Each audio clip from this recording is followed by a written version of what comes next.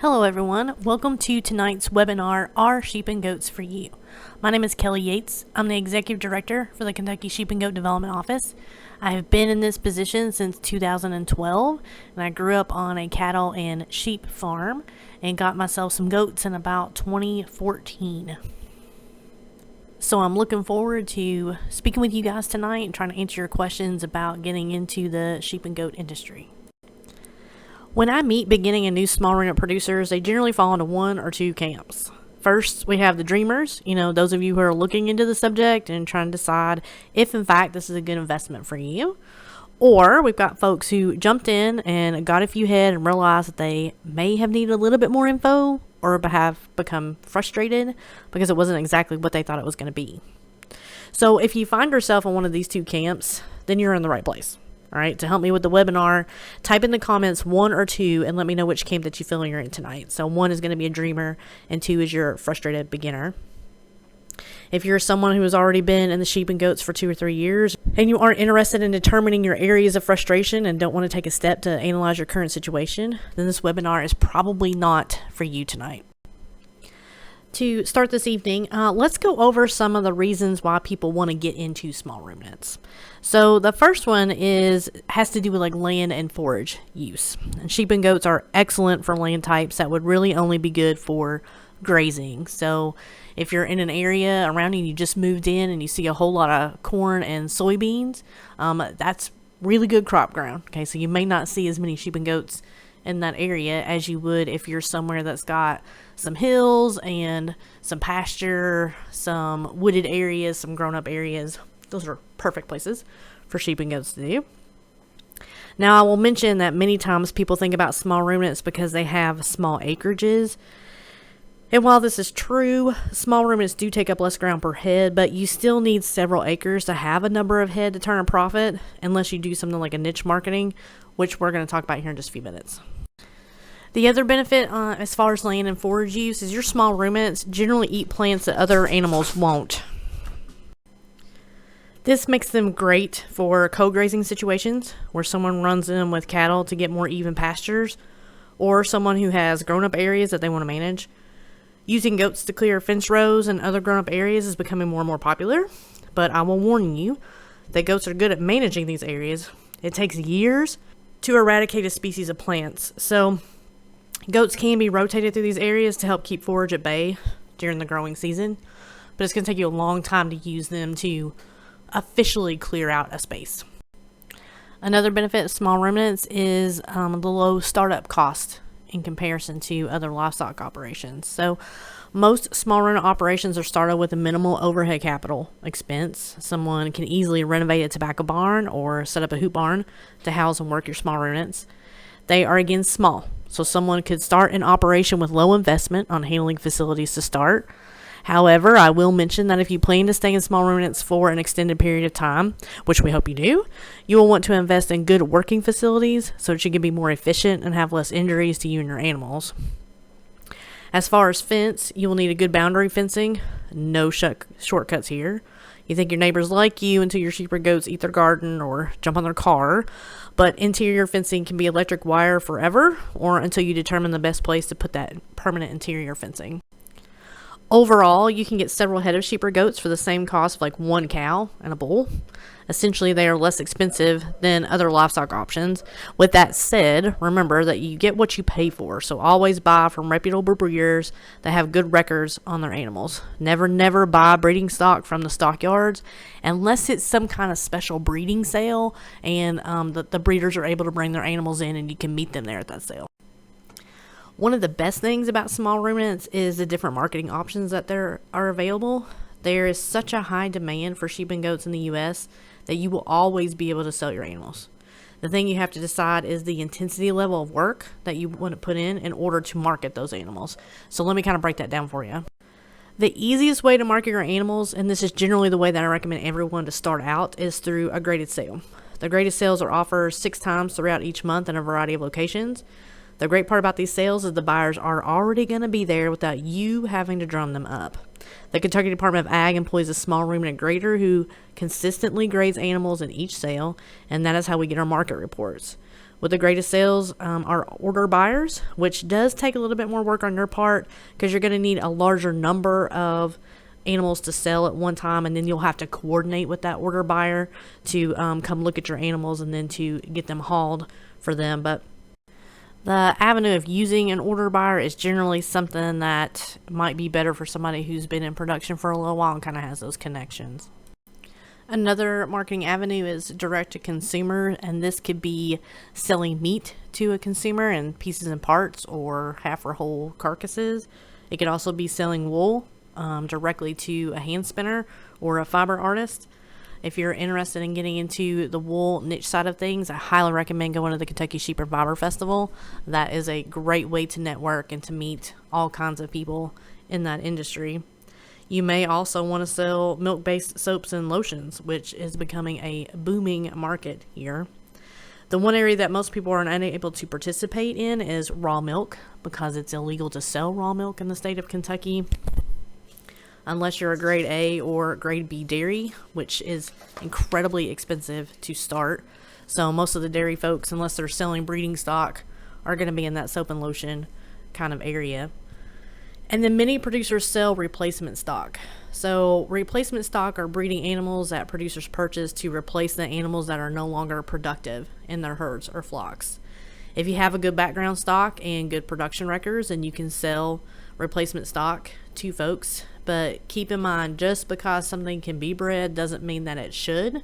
So you should have a very high level of integrity with your animals. So you're not going to want to sell all of them as breeding stock. You're only going to want to sell the ones that you would use as breeding stock. So I always tell people, don't use the replacement stock market as a way to cull your animals. If you have a cull, take it to a graded sale and tell them that it's a terminal sale, and don't let anybody else take your problem. As mentioned earlier, there's a different intensity level for each one of these different types of marketing options. So your less intensive time-wise for you is going to be your greatest sale and your order buyers. Then probably move into the replacement stock. And the most intense, so it's going to take the most of your time and effort, is going to be your direct-to-consumer marketing. Now that I've just scratched the surface on the benefits of sheep and goats, let's talk about why sometimes there is frustration in the business. Now, keep in mind, new business ventures hardly ever go as smooth as you would hope. There's always a learning curve, and with live animals, quite frankly, they don't always agree with what we want them to do. So let's break down some of these frustration levels. Let's talk about challenge 1. Turns out to be harder than you expected. I'm the last person to tell you that raising sheep and goats is easy. In fact, it's quite difficult. Most of that frustration comes down to parasite and health problems that turn out to be more than you expected, and you spent too much time and money dealing with it, or you're not making as much off your animals as that you had hoped. And that leads us into challenge 2.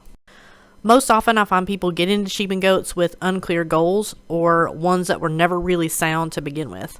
A lot of people get into them thinking that they're going to make quick, easy money.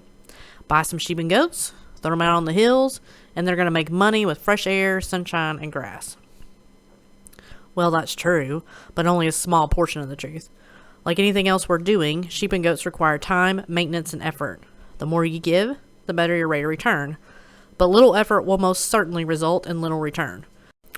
Sometimes people get into a species expecting them to perform a certain way, and they are just not capable of doing so. For example, some people who got into sheep and sold primarily at graded sales with lightweight lambs want to add or convert over to selling meat direct to consumers. However, they find that the breed that they purchase won't produce the carcass size needed to make direct marketing worth the effort. An example of this could be having Katahdin sheep and trying to get them processed, whereas having a bigger wool frame breed like a Hampshire would have gotten you a much better carcass yields and a much better margin on the price of your meat. It's much better to start in sheep and goats with clear goals so that you can purchase the right kind of animals, build the correct facilities, and get lined up with the correct market. Now all that sounds good, but many times people tell me that they did that, but then they ran into challenge 3.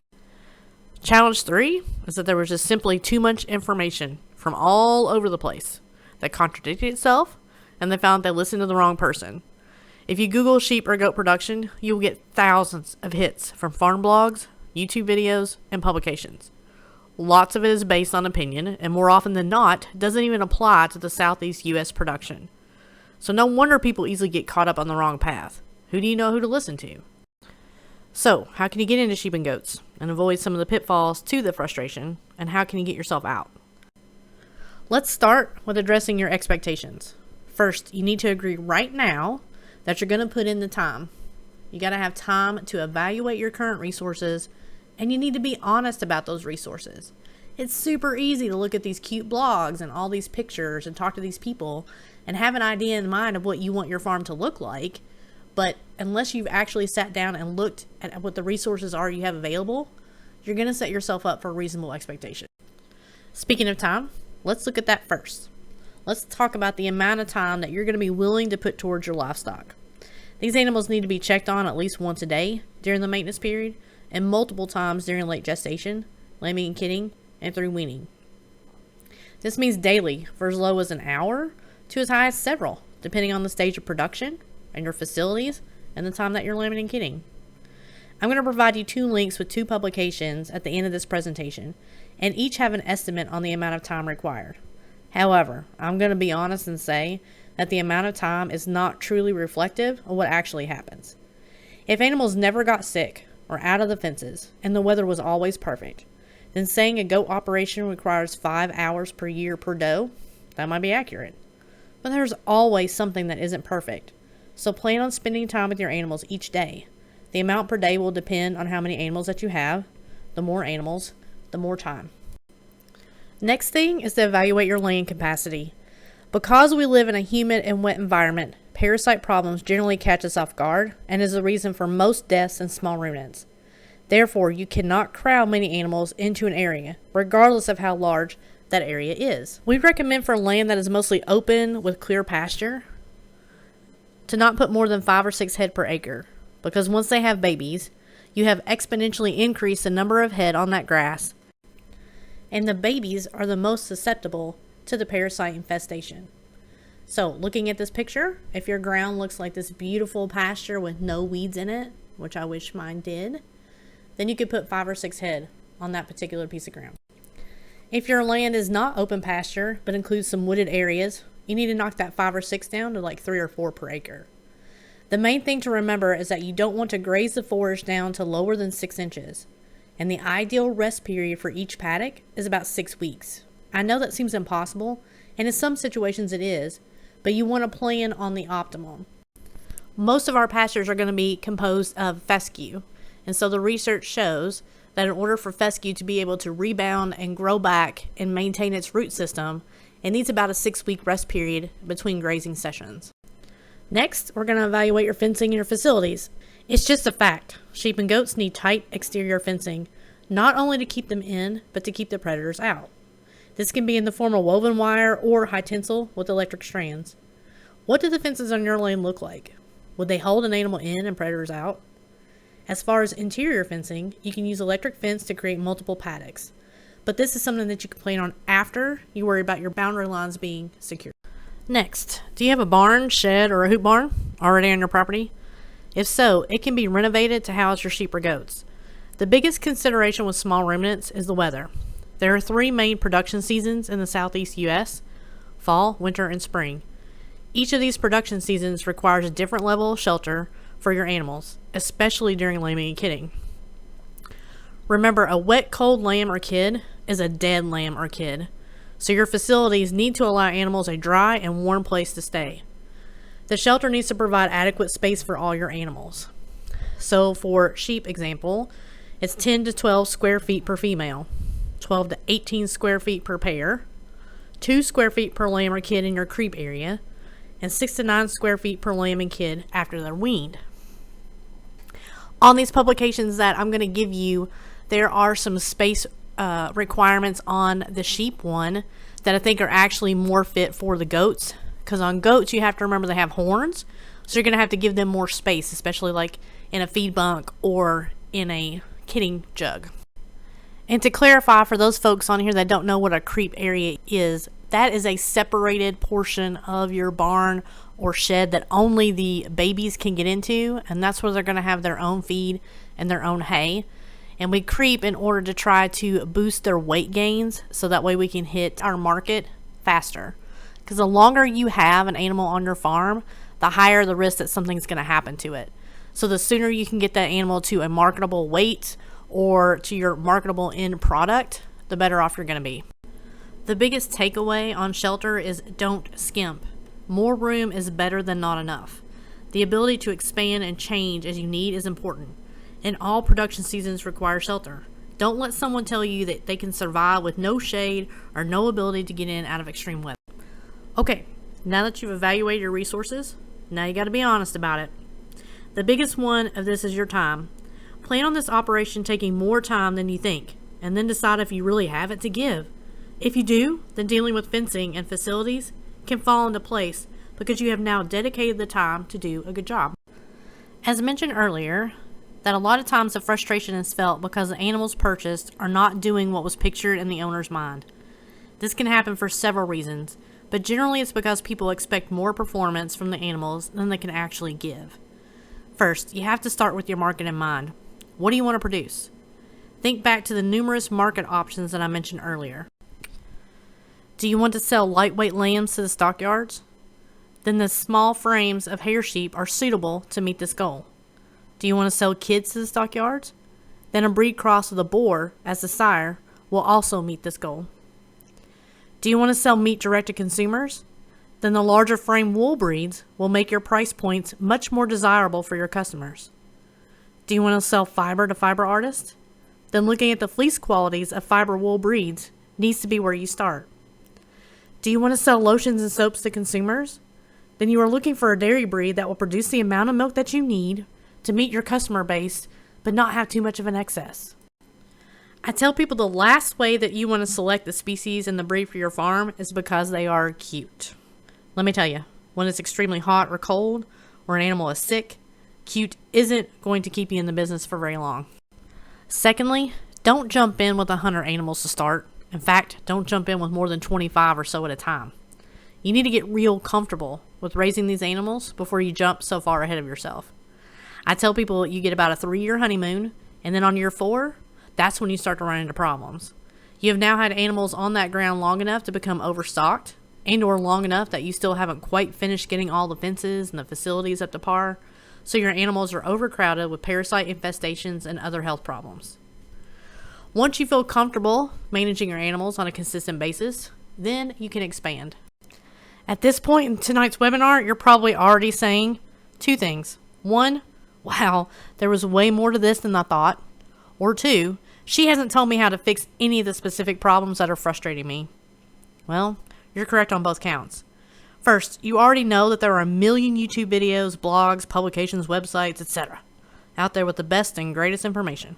Well, at least they want you to think so. Having lots of information is good until it isn't.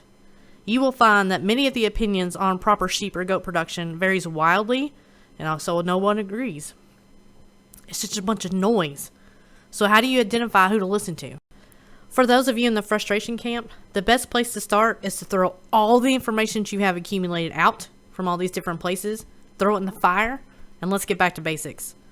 For those of you who are just starting out, getting started with just the basics is where you need to be. By looking at those basics, you can strip away any preconceived notions and just altogether bad advice. You need information that is curated and proven, and the ability to ask questions. By using proven information, you can then compare your current management practices to see where you may have gotten off on the wrong hoof, pun intended.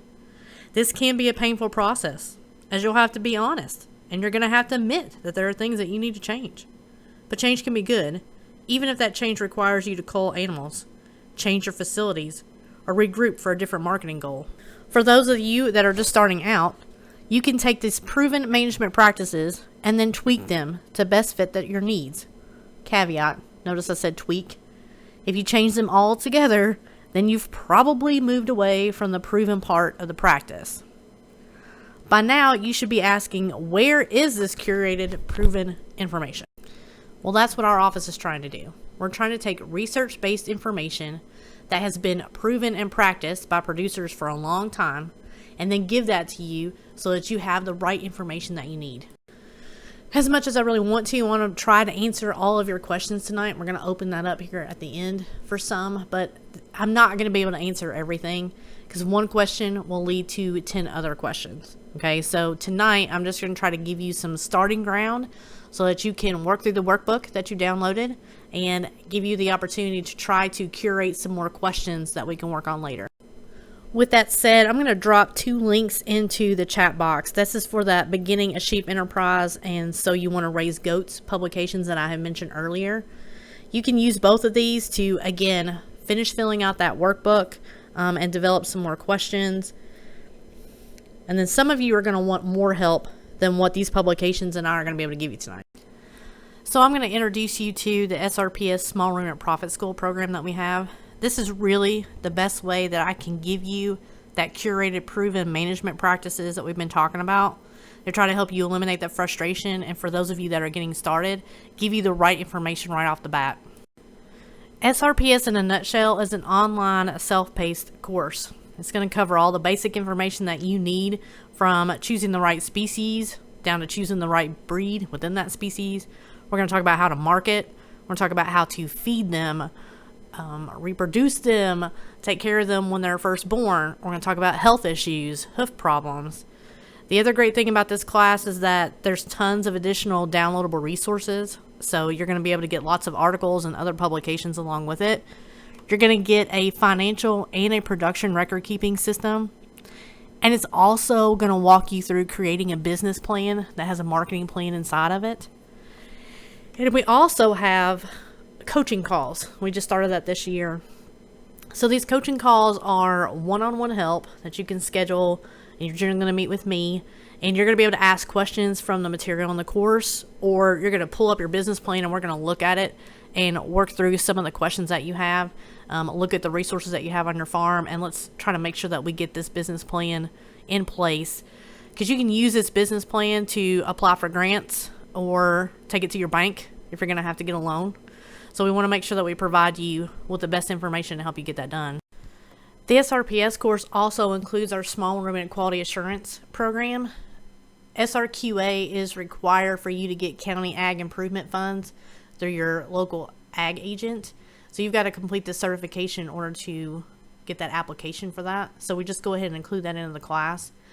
The other thing that we include is our Basics of Small Ruminant Parasite Management. This is a full course in itself inside of SRPS, but it's all designed to give you everything that you need to know about parasite management to, again, create that toolbox that you're going to need in order to deal with these parasites. Because, again, they're in the ground, they're in the environment, there's nothing you can do about it. You just have to learn how to mitigate the infestations that you're going to have on your farm. The next thing about SRPS is that graduates from Kentucky can apply for a new farmer loan through the Kentucky Sheep and Goat Council. That's our checkoff. It's a $2,000 loan, 0% interest. You can pay it back in 2 years. You can make monthly or annual payments. But it's designed to help you buy breeding stock and or guardian animals. So a lot of people that get this loan are using it to buy really good genetics, or a really good ram or buck and 2 or 3 really good females in order to start really good flock or herd. SRPS has helped over 300 people start new small ruminant operations or help them get them back under control. These are just some of the things that some of our graduates have said. Well, we've been doing this program since 2014. We've updated the program. We update it all the time. So if you're in that class, obviously you're going to get those updates. You get 365 days access if you want to have that for longer, and most people do. You just get a membership to either the Kentucky Goat Producers or the Kentucky Sheep and Wool Producers, and we just extend your access out on that class. I mentioned earlier on the webinar that this is recorded tonight, and then I'm going to be sending you an email with that recording, and in that email I'm going to send you some additional resources. SRPS will be in there, but it will have a link to those publications again. It's going to give you information about direct marketing. I'm going to show you how to get to the market reports, just again some different things to help you fill out that workbook. Now we've hit that time in the webinar where we're ready to ask some questions. So you guys can unmute yourselves, you can turn your videos on, throw those questions up in the chat box, and let's see if we can't give you some good starter info or maybe identify some things that are giving you some frustration. I don't have any yet. I'm thinking about getting them, sheep in particular. I Okay. need to do a little more research, and I am planning on taking the school.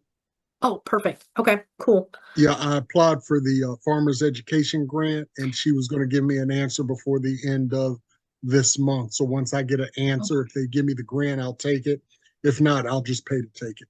Well, I was gonna say, good for you. That's the thing that I forgot to mention is that, and you did that through the Kentucky State University, right? There, That yes, I did. yeah, Yes. yeah. So Kentucky State University has a grant, and they will give you grant funds to pay for education. So it not only will pay your registration fee, but like if you wanted to come to any of our hands-on workshops and stuff they have, that it'll cover that.